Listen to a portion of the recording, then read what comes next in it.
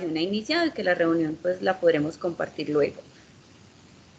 Bueno, desde los aspectos generales que encontré en las OVAs que trabajamos, hay algo que me parece bastante interesante y es que en todos los casos se nota que han partido desde sus propios intereses y conocimientos previos.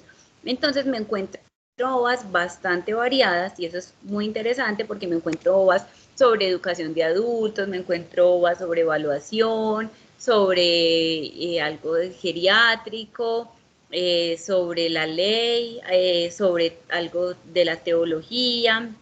Entonces el hecho de poder tener como esas obras tan variadas es muy interesante porque nos muestra también el proceso que como curso llevamos y que a pesar de ser personas muy diversas, de ser personas con competencias pues muy diferentes y con áreas de formación muy diferentes, logramos trabajar con un fin común, ¿cierto? Entonces me parece muy valioso ver cómo cada uno de ustedes ha puesto en marcha esos conocimientos que tiene para la planeación del objeto virtual de aprendizaje que van a montar. Recuerden que es muy importante construir muy bien este texto.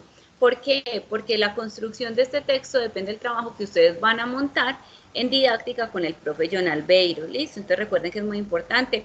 Yo veo que, por ejemplo, en la parte de los preliminares es muy claro, o sea, la mayoría tienen muy claro cuál es la justificación, por qué se debe hacer ese curso, ese OVA. Un estudiante que entre a los cursos, por ejemplo, tendría la posibilidad de saber, bueno, este curso me va a servir para esto, voy a aprender tal cosa. Es muy claro lo que ustedes quieren lograr con el curso. Dentro de las fortalezas, eso es algo interesante.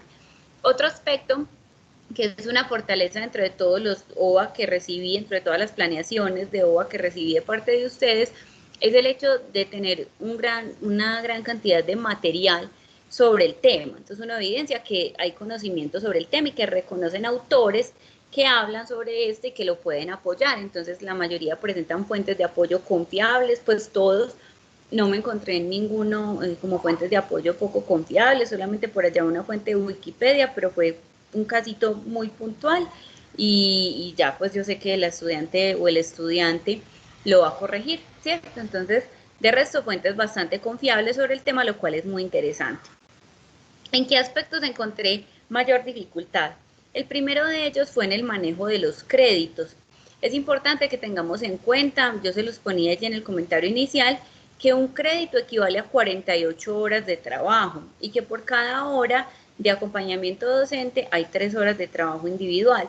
Entonces, si yo digo que un curso va a valer un crédito, ese curso tiene que estar diseñado para 48 horas de trabajo del estudiante. Esas 48 horas incluyen lecturas, videos, actividades, encuentros sincrónicos. Entonces es importante que tengamos en cuenta eso porque yo siento que nos estamos desfasando un poquito allí. Hay un dicho por ahí muy antioqueño que es ni tanto que queme el santo, ni tanto que no lo alumbre. Me encuentro es que me dicen, el curso va a durar un crédito. Y va uno a mirar y el estudiante tiene que leer 10 documentos, tiene que hacer varias actividades.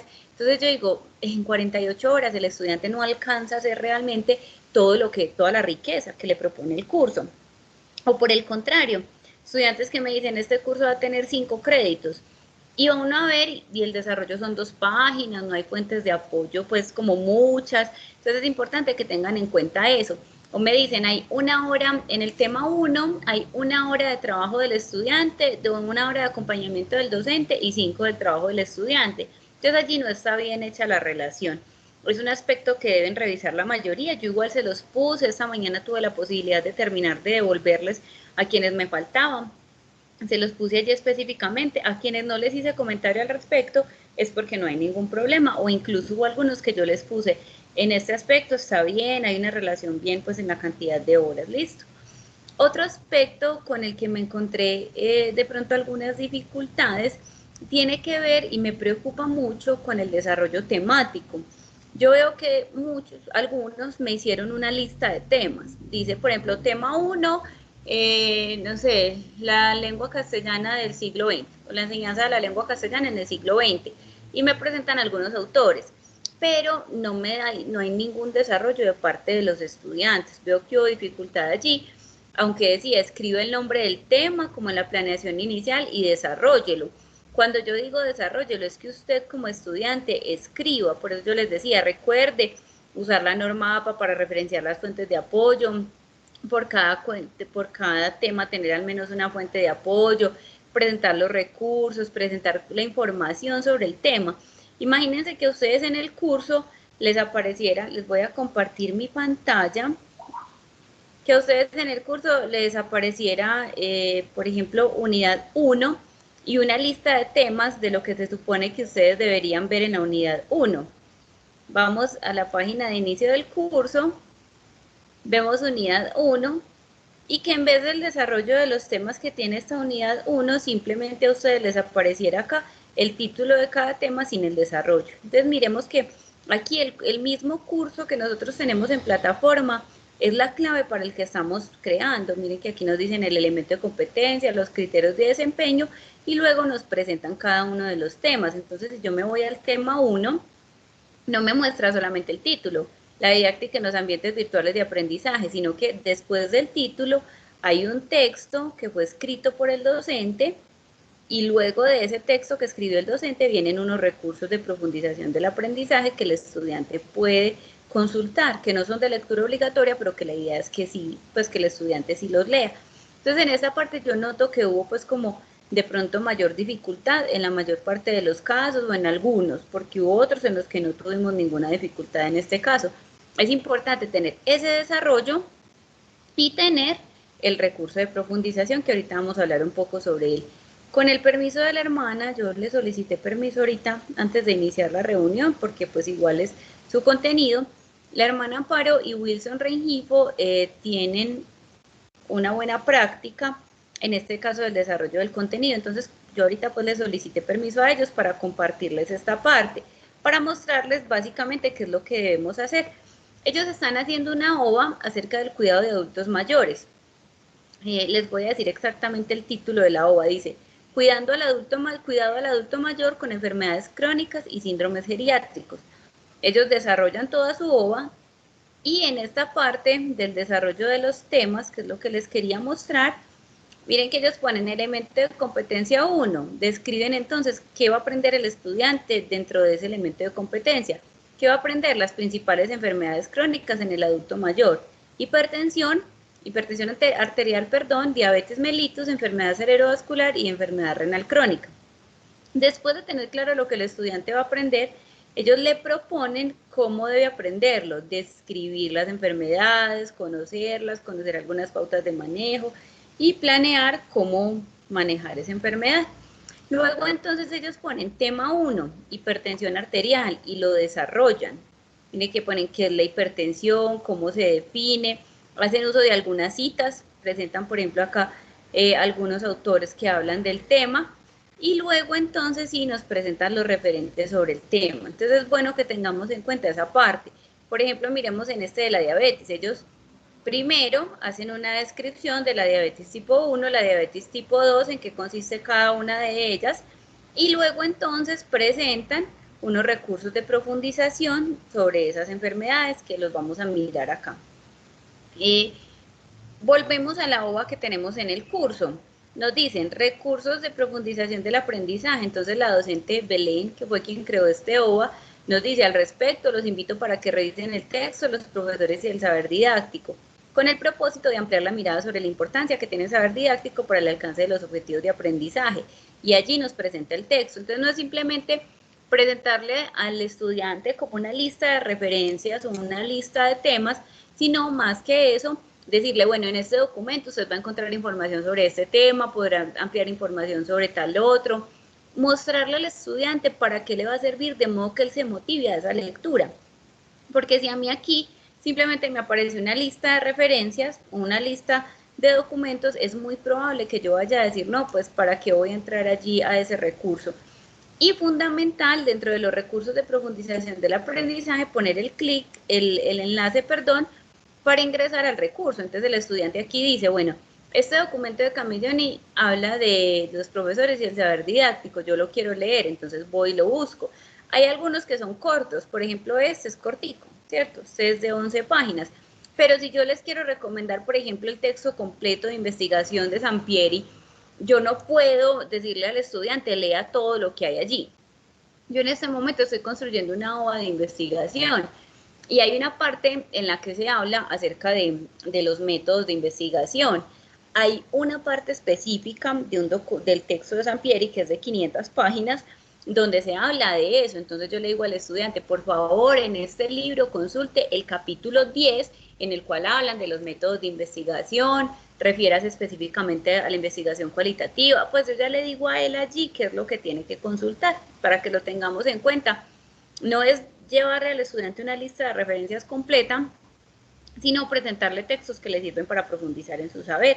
Aquí vemos, por ejemplo, ellos le dicen, ingrese a la página de la Sociedad Española de Geriatría y Gerontología y revisar los siguientes apartados. Entonces allí específicamente la hermana Amparo y Wilson le dicen al estudiante qué tiene que hacer, qué tiene que ir a leer allí dentro de ese trabajo, listo, dentro de ese documento.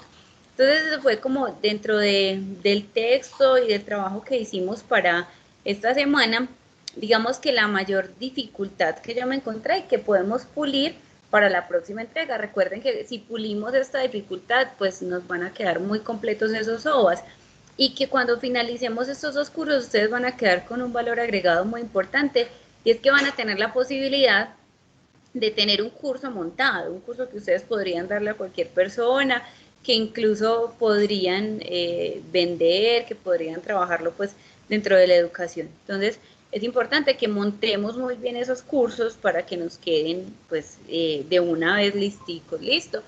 Hasta allí, ¿hay alguna pregunta?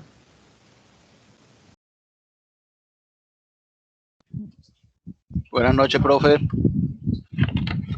Buenas noches y adelante. Gracias. Profe, yo pues estuve haciendo una consulta sobre la cuestión de los créditos y por eso quizás de pronto hay algunos detalles en la construcción de la, digamos, de la distribución. Ahorita el 25 de julio de este año salió el decreto 1330 del ministerio en donde hacen una modificación de este aspecto de lo de las cantidades de crédito. No sé si de pronto en base a eso fue la dificultad que tuve yo, pues me guié de ese documento.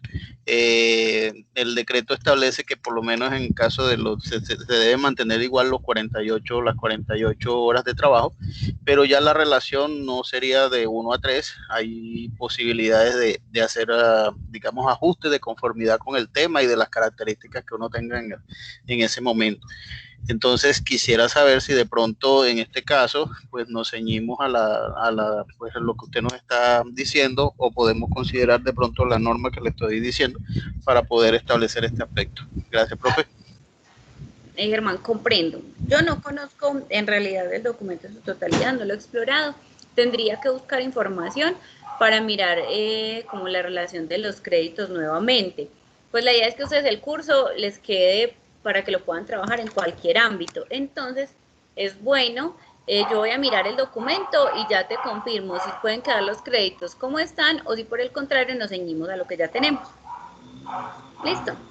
Gracias, Igual es profe. bueno que lo miren todos porque no fue, o sea, no es solamente un estudiante el que le pasa lo de la relación de los créditos. Hay varios estudiantes que tienen como esa dificultad. Listo. Bueno, Eh, ¿alguna otra pregunta? Sí. sí, yo tengo una inquietud, Alexandra.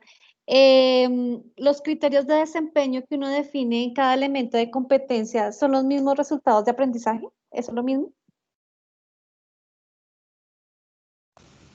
Están relacionados. Los criterios de desempeño que nosotros definimos, vamos a mirar, por ejemplo, acá en esta OVA, en la OVA del curso que tenemos, esos criterios de desempeño apuntan a lo que el estudiante debe aprender y a lo que se le va a calificar al estudiante dentro de sus actividades. Entonces miremos que, por ejemplo, acá ustedes están construyendo un OVA y los criterios de desempeño que tienen acá tienen que ver con las actividades que ustedes van a hacer para lograr el resultado de aprendizaje.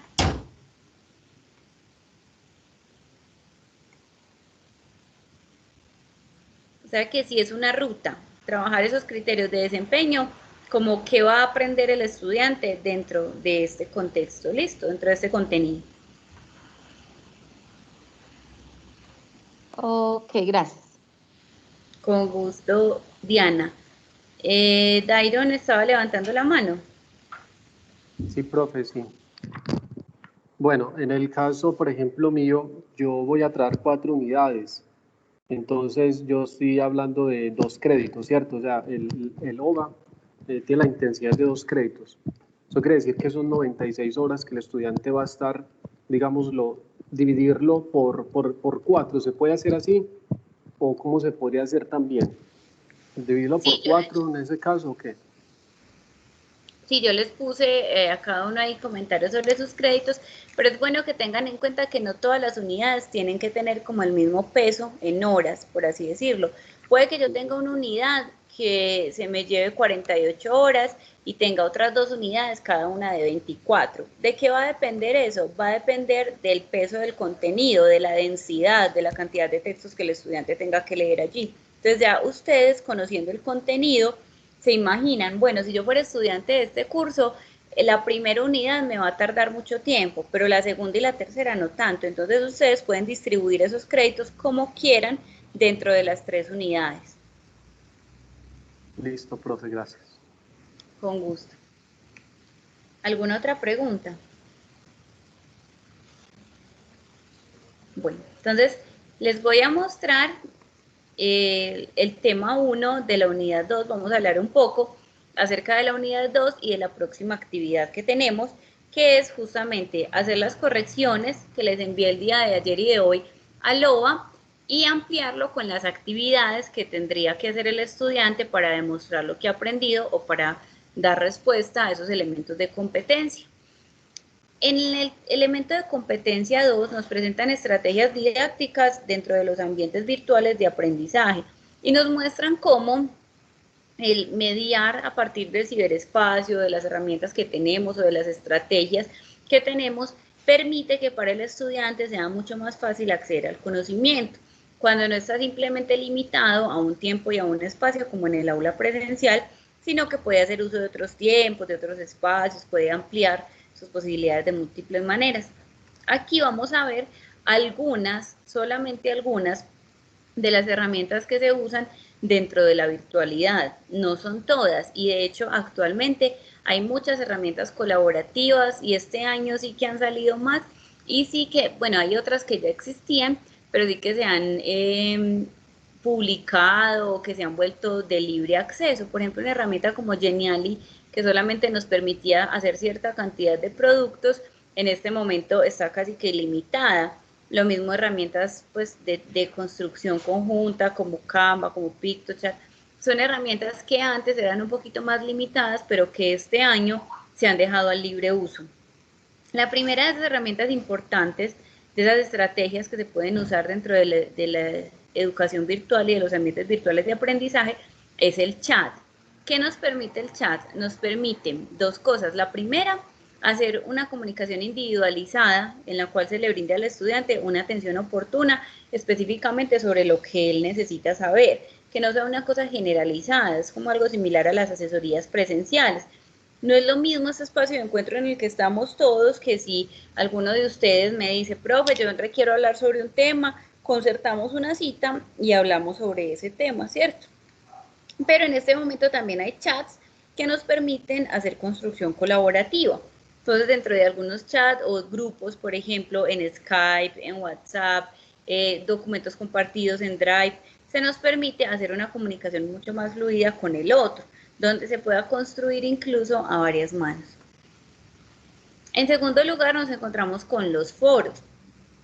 Los foros permiten que el estudiante, dentro de sus espacios, de sus tiempos, sin tener las barreras físicas, pueda participar y pueda comunicarse con los otros. Yo puedo participar en mi foro, dar mi aporte y luego otro estudiante a las 3, 4 horas, sin necesidad de que estemos conectados al tiempo, leer lo que escribí, comentarme y más tarde yo responderle. Entonces, la fortaleza del foro justamente está en el hecho de que todos los estudiantes puedan compartir.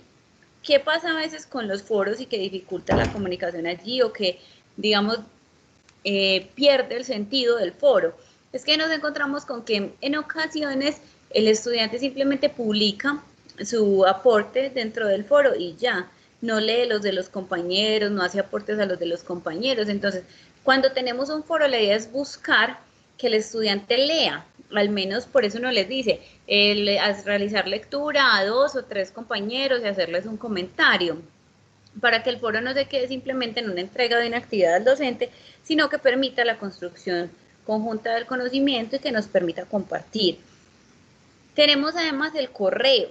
Es un mecanismo un poco más formal, ¿cierto? En este caso pues tenemos el correo institucional, el correo de la plataforma, que lo que nos permite es intercambiar información de pronto de una manera mucho más inmediata. En la medida de lo posible yo trato de darle respuesta a los correos cuando son preguntas muy concretas en 24 horas, pero a veces cuando es, por ejemplo, revisión de una actividad o algo así, no alcanzo a dárselas en tan poquito tiempo. De hecho, por ejemplo, la semana pasada tuve un atasco de correos porque tenía como 230 correos, entonces se va retrasando un poquito. Esa es de pronto la dificultad que puede tener el correo.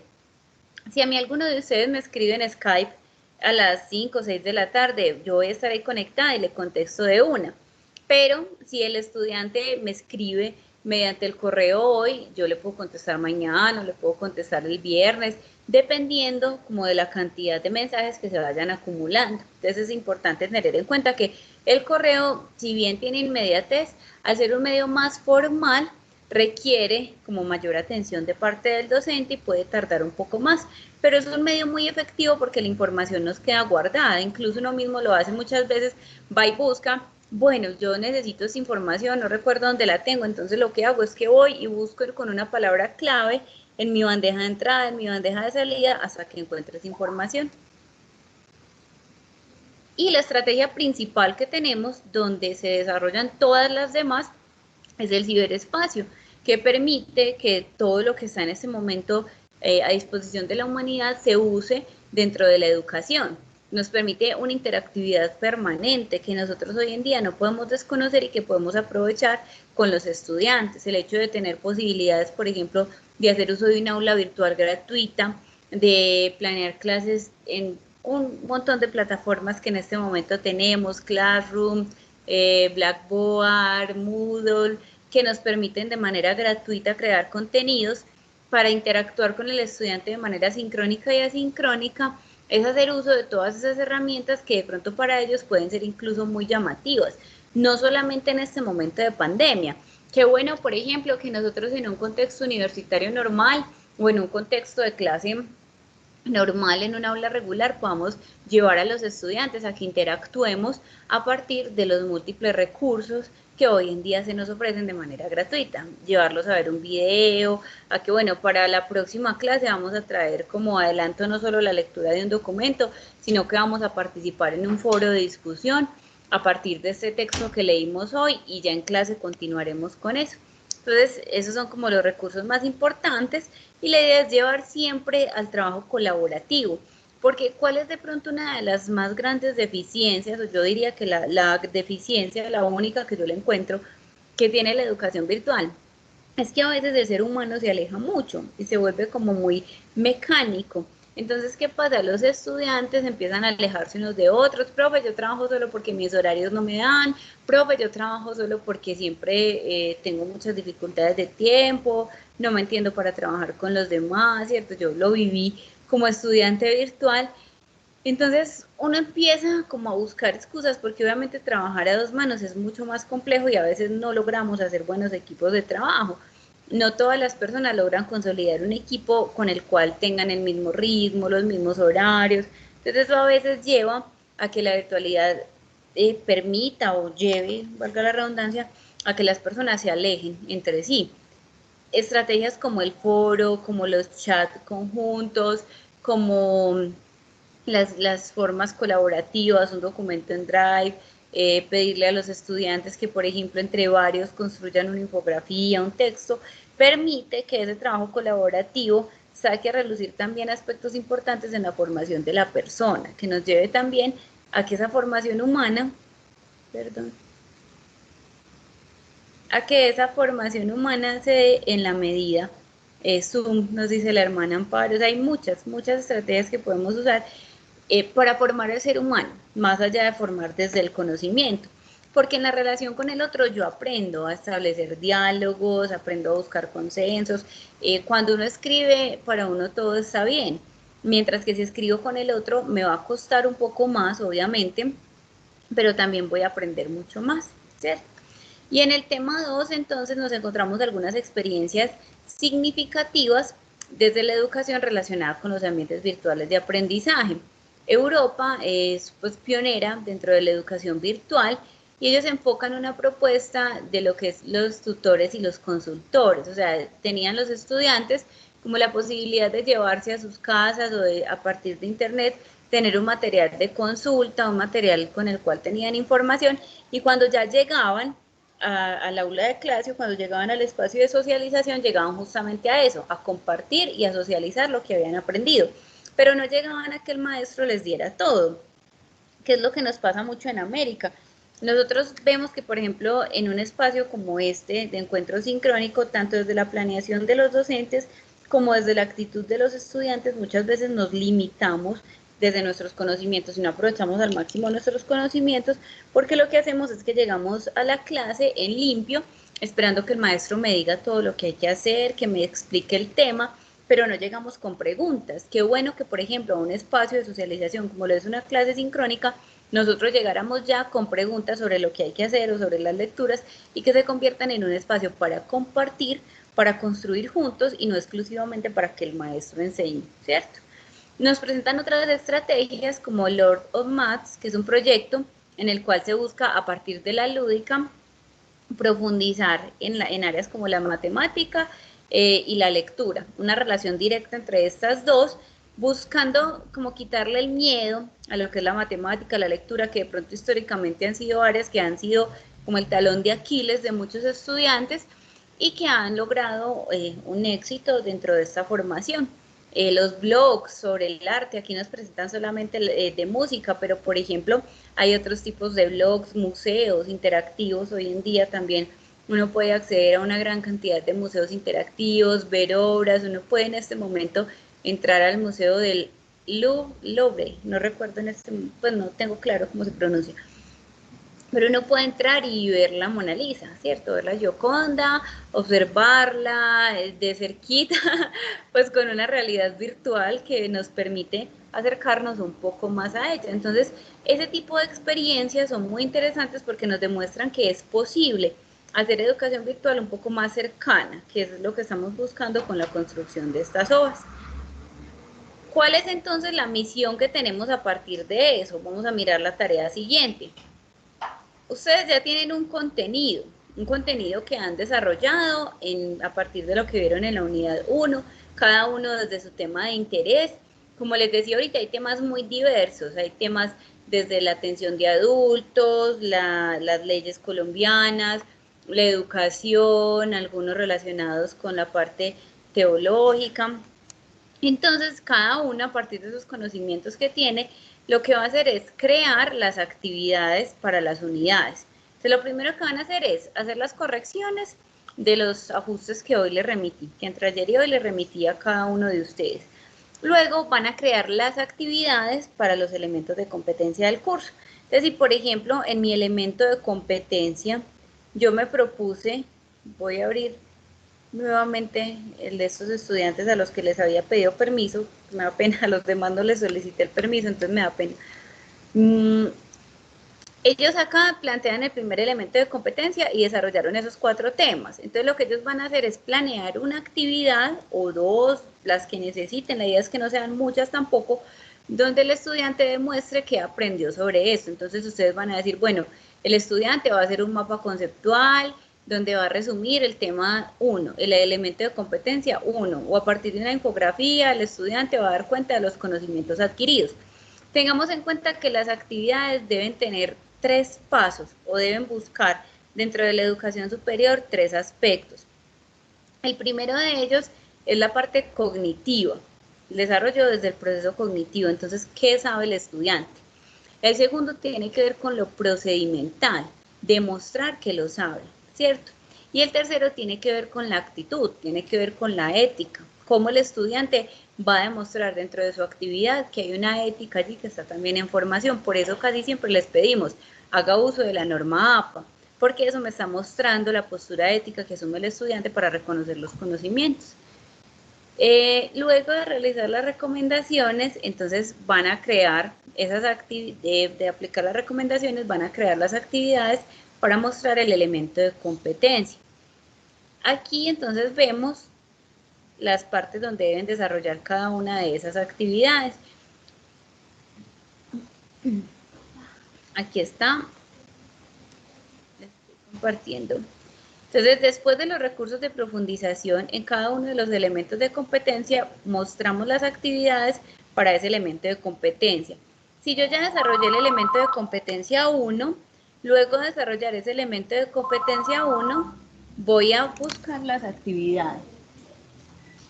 Entonces, voy a buscar qué actividades me permiten a mí que el estudiante dé cuenta del aprendizaje de ese elemento, no al final.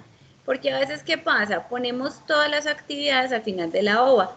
Imagínense que yo les dijera a ustedes, bueno muchachos, vamos a estudiar todo el OVA, vamos a estudiar todo el curso y en la última semana les pongo 3 actividades y los pongo en la última semana a hacer todo esto. No es posible, ¿cierto? Entonces la idea es que cada actividad se ponga al final del elemento de competencia. Si yo tengo un solo elemento de competencia dividido en 2 temas, que también pasa porque hay algunos que son más cortos, y no hay ningún problema, o sea, si usted se planteó un curso corto, no hay problema en que ese curso le quede así cortico, pero entonces yo aquí le sugeriría, después de cada tema, poner una actividad para que el estudiante también vaya interactuando con el conocimiento y no tenga que llegar él al final a hacerlo todo. Tengan en cuenta entonces como esta plantilla que tenemos acá, el objetivo de la actividad, las instrucciones para la actividad. La fecha pues no la vamos a tener, o si ustedes quieren poner una fecha tentativa, por ejemplo, ustedes dicen, este curso va a durar 8 semanas, entonces la fecha de realización va a ser semana 1 o semana 2, y el porcentaje que tendría esa actividad dentro del curso. Si le desean agregar los criterios de valoración sería muy interesante, porque así el estudiante va a saber cuáles son los criterios que va a tener el docente para valorarle esa actividad. Bueno, hasta aquí entonces, ¿hay dudas?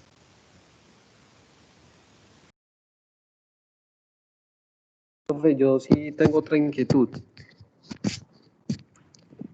Sí. Sí, adelante, Wilson. Profesora, buenas noches. Entonces, en relación con las actividades en el trabajo con la hermana, nosotros describimos inicialmente los elementos de evaluación y criterios de calificación para todo el curso.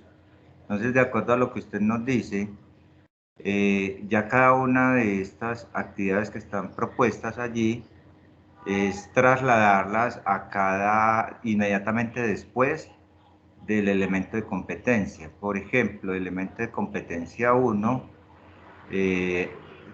proponemos una actividad que es el portafolio de evidencias para cada uno de los 2 elementos. Para el elemento 1 deben hacer una wiki, en cada uno de los 2 elementos deben hacer una wiki y van a subir un texto para el elemento de competencia 1 que es enfermedades crónicas, entonces ahí ellos subirían un texto. Esa actividad, por ejemplo, la trasladamos ya debajo de cada una de los elementos, como usted nos lo dice, las actividades específicas para cada elemento, y así sucesivamente. Entonces, en el elemento de competencia 2, trasladamos también esa actividad del portafolio de evidencias, la wiki, que ellos construyan allí esa wiki, pero es pasar esas actividades a la parte inmediatamente después de cada elemento de competencia. Inicialmente aparecen todas en un solo cuadro y la descripción y el peso porcentual. Entiendo que es así. Sí, Wilson, esa es la idea. A partir, pues ya de este punto, lo que vamos a hacer, o más bien para esta segunda entrega, lo que vamos a hacer es ubicarlas. Igual ustedes pueden dejar el cuadro inicial que plantearon, donde el estudiante va a saber qué tiene que hacer de actividades dentro del curso. De hecho, es muy sano porque él de entrada va a saber, bueno, hacer esto en tal semana. Pero entonces también al final de cada una de las unidades poner lo que debe hacer el estudiante como actividades. Creo que me equivoqué ahorita porque alguien abrió el micrófono y dije que era Wilson. Le pido disculpas a quien haya sido. Wilson, ¿alguna otra duda o continuamos con otro estudiante? No, gracias, profesora. Listo, entonces vamos con Dairon. Profe, sí, mira, en el caso, por ejemplo, que de los 4 temas que yo estoy desarrollando, entonces lo que tengo que hacer es, de acuerdo a la intensidad horaria, se tiene que extender un poco más como el contenido. Como te decía ahorita, hay que entonces dividir 96 horas por 4, dividirla, y de acuerdo a eso, entonces el contenido tendría que ser mucho más amplio.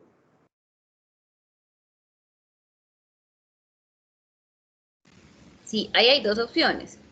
Una es ampliar el contenido o la otra, reducir la cantidad de temas. Mirar, bueno, cuáles son los más importantes, la cantidad de créditos, porque es que no necesariamente, puede que yo con menos horas le dé al estudiante el mismo conocimiento y le deje algunos documentos que sean de profundización, pero no obligatoria, que sean ya pues como más a libre albedrío del estudiante. Esa sería más la recomendación que yo te haría, como para no bajarle calidad a la OVA, dejarle al final algunos documentos, algunos textos que sean más de profundización voluntaria.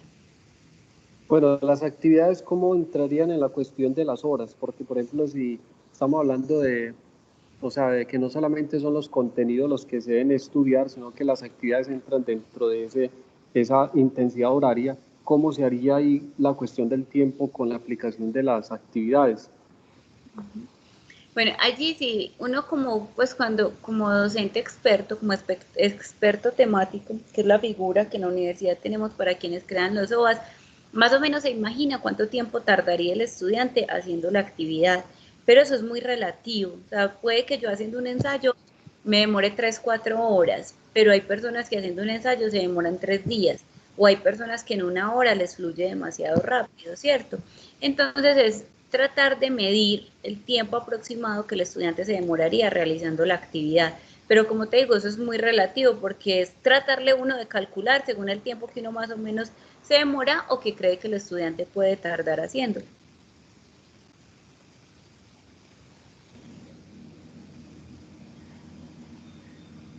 ¿Alguna otra duda, Iron, o continuamos con otro estudiante? Profe, no, muy bien, gracias, profe, muy bien. Con mucho gusto. Juan Camilo. Gracias, profe. Está muy claro el procedimiento para las actividades. Se me ocurre que podría anexar una evaluación para después de algún tema o inclusive pensarlo como evaluación parcial o evaluación final. Esto decididamente es muy diferente a una actividad que el estudiante realiza, porque yo puedo describir cómo le voy a evaluar, pero no podría describirlo tan textual como la actividad en sí, como otro tipo de acción evaluativa. No sé si me hago entender, específicamente solo para este tipo de acciones evaluativas que no son actividades, que no son trabajos, sino propiamente algo más de más rigor, como un parcial o un final. ¿Cómo sería ahí esa descripción? Sí, de hecho allí sería mucho más fácil calcular las horas, ¿cierto? Porque yo puedo decir, bueno, al estudiante le voy a hacer 20 preguntas tipo saber, de opción múltiple con única respuesta y le voy a dar 1 hora para responderlo. Allí, ¿qué habría que hacer? Diseñar la prueba. Entonces, no solamente ponerse va a hacer un parcial sobre los temas abordados, sino se va a hacer un parcial con 20 preguntas de opción múltiple, las cuales son, y poner las preguntas, o con preguntas abiertas, o sea, describir, pero también ahí hay que planear la actividad como tal, lo que se haría exactamente. Ah, ya, o sea que tendría que ir también la evaluación tal cual. Ya, era eso, gracias. Sí, de hecho es pertinente dentro de los OVA también tener momentos de evaluación. Entonces es diseñar esa evaluación de una vez, listo. Gracias, profe, muy amable. Con mucho gusto. Sandra Milena. Bueno, profe, entonces si tenemos 3 unidades, la idea es evaluar, tener como una actividad, no evaluación sumativa, sino, bueno, si fuera un quiz en alguna unidad o un foro o alguna actividad, pero que demuestre la finalidad de cada unidad o por temas. Creo que entendí, no me acuerdo si digo que por unidades o por temas. Sí, la idea es que sean por unidades. pero hay algunos que plantearon solamente un elemento de competencia. Entonces el estudiante tendría solamente una unidad dentro del curso, porque hay cursos que los planearon más cortos que otros, y yo en eso no los limito, porque depende pues como de la experiencia, del interés. Entonces allí es donde yo les sugerí, normalmente se deben presentar por unidad, pero ¿qué pasa si yo solamente planteé una unidad? Pero para esa unidad tengo 4 temas, entonces al menos dividirlo y hacer una actividad de los temas 1 y 2, y una actividad de los temas 3 y 4 para que al estudiante no le quede todo el contenido junto y al final todas las actividades. Lo normal es actividad por unidad, pero le sugería hacer algunos por temas teniendo en cuenta que planearon pues como solamente un elemento de competencia. Es una sola actividad por unidad para hacer como el seguimiento de que hayan aprendido los temas. Y una evaluación final es obligatoria. Una evaluación final, ¿qué, Sandra? Perdón, no te escuché lo último. ¿Sería pues obligatoria o con eso tenemos? No, la evaluación final ustedes la deciden. Puede que ustedes digan, no, mi curso va a tener solo actividades, o mi curso va a tener una actividad, una evaluación parcial y otra actividad, una actividad y una evaluación final. Es pues independiente, no es obligatorio. Listo, pues gracias. Con mucho gusto, Sandra. ¿Alguien más tiene alguna otra pregunta sobre los contenidos, sobre las actividades que llevamos, pues sobre la actividad que vamos a hacer, la que llevamos? Profe, yo tengo otra en este momento. Adelante, Dairo. Si yo quisiera adaptarle otras unidades a los temas, ¿lo puedo hacer o simplemente ya se tiene que quedar con los temas que ya le presentamos a usted? No, el texto está en construcción, la hoja está en construcción.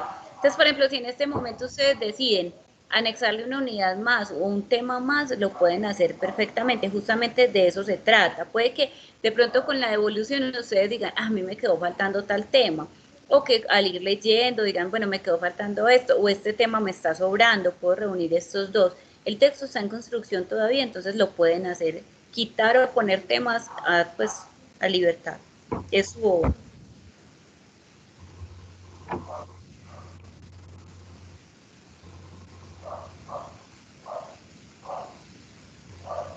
Bueno, Sandra, veo que tienes el micrófono abierto. ¿Quieres preguntar algo más o fue que se quedó abierto ahorita?